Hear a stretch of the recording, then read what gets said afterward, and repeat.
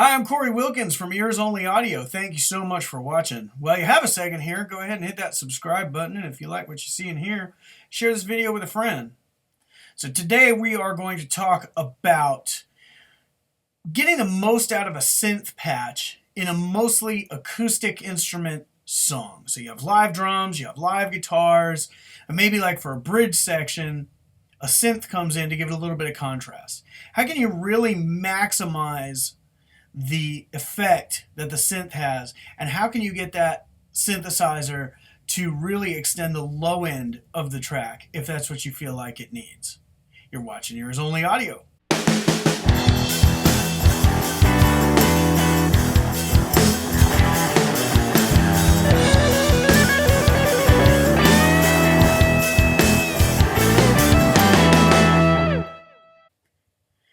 So ultimately what we have here is another video about parallel processing, and I'm hoping to show you how important it is to be comfortable doing things in parallel because it just gives you so much control. Now we're working with the same song that I did the parallel kick drum on. This is Warm that I got from producelikeapro.com, and you should definitely go over to Warren's YouTube channel and subscribe to that.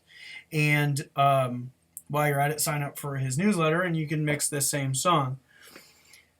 But when we did the kick drum, we did a duplicate of the original signal. Here, I'm actually sending it to an aux bus. Synth octave, aux track. That's an aux track. It's on press control, I think bus option, 21 and shift, down 22, arrow. if I'm not mistaken. Bus 21, 22. Yep, it is. And what I have engaged on here is just in the A slot. A, pitch 2. Pitch 2, the pitch shifter plugin. Let's see what it's doing. Plugin, FXTBN, in FX, off, watts, 3, off, open, on, link 1270. Cool. It is bringing it down 12 half steps, which for you people who are a little short on theory, that is a full octave. And I do this because I really want to accentuate the bottom end to really give the synth a lot of impact, because this song is pretty much all acoustic sounds except a couple of synth patches, and it really shows up in the bridge. Now let's hear what is going on with the original, and then I'll put in my parallel. Sometimes we might get things wrong. No one's perfect all the time. Off key in your favorite song. Doesn't that sound nice?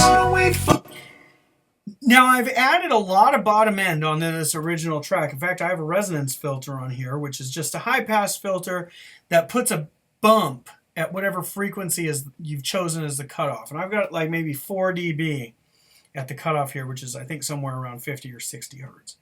Now I'm going to go ahead and unmute the aux track that I did, where I've processed this in parallel and pitched it down an octave. And this is what we have. Sometimes we might get It's not really present here very much at all, because I want to build this bridge. all the time.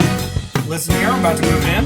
Off key in your favorite song. Now watch right here. Doesn't that sound nice?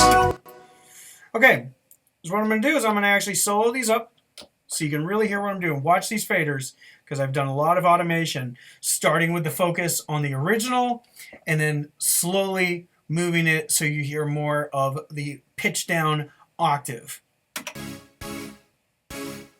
That's almost all original.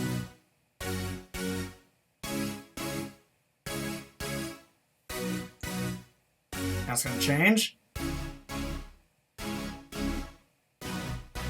Now listen to this.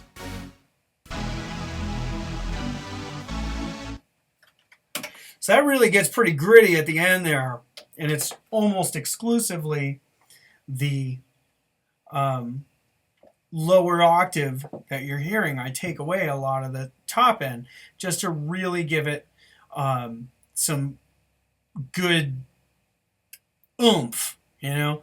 I want that to kind of hit you in the chest a little bit. Now, this also came in handy in the last chorus where we have the synth doing some licks.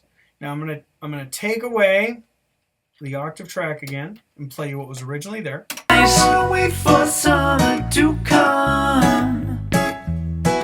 I don't wanna wait for summer Coming in to just a second here. I don't wanna wait for summer to come. 'Cause I'm warming up with you in my arms. Now that's a little shrill for me. It's a little harsh, especially this one.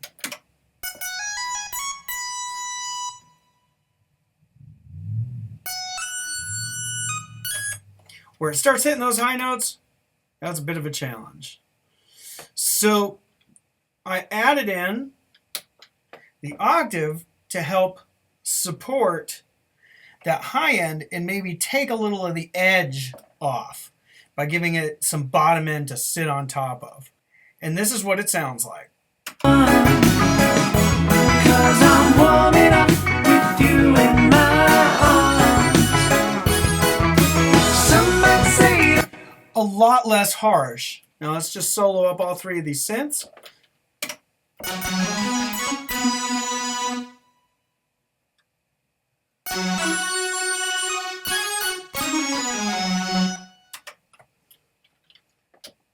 Definitely gives it a warmer sound, something that's a little bit easier for me to listen to. I have a really hard time just hearing that real high-pitched, narrow sound. So giving it that octave is sort of something for it to sit on and makes it feel a little bit better for my particular taste. So now you've seen how powerful processing in parallel can really be. You don't have to do anything, damaging or compromising to your original signal to drastically change it.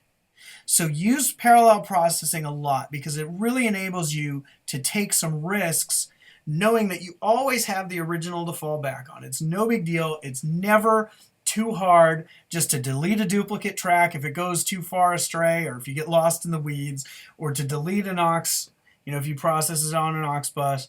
It's not hard to delete that. Again, if you just get lost in the forest of processing and something goes awry and you're not quite sure how to fix it and you need to take a whole new direction, it can be kind of tough to go back far enough when you're processing the main signal to say, okay, I like the first step I did, I like the second step I did. Was it the third step or the fourth step where I really started taking it in a direction I didn't like?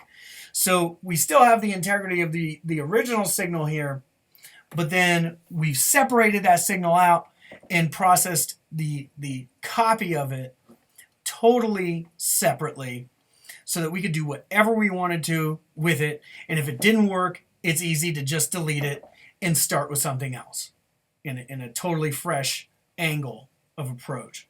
Go ahead and leave in the comment section what some of your favorite things to process in parallel might be, because I know that I have mine and they can change from song to song, but I definitely have things that I look at processing parallel first. I'm willing to do it to anything, but there are times where I'll say, okay, yeah, bass guitar, I almost always want two bass tracks to work with. Whether one's an amp and one's a DI or whatever, I almost always want two bass tracks. I often want to do parallel processing on vocals.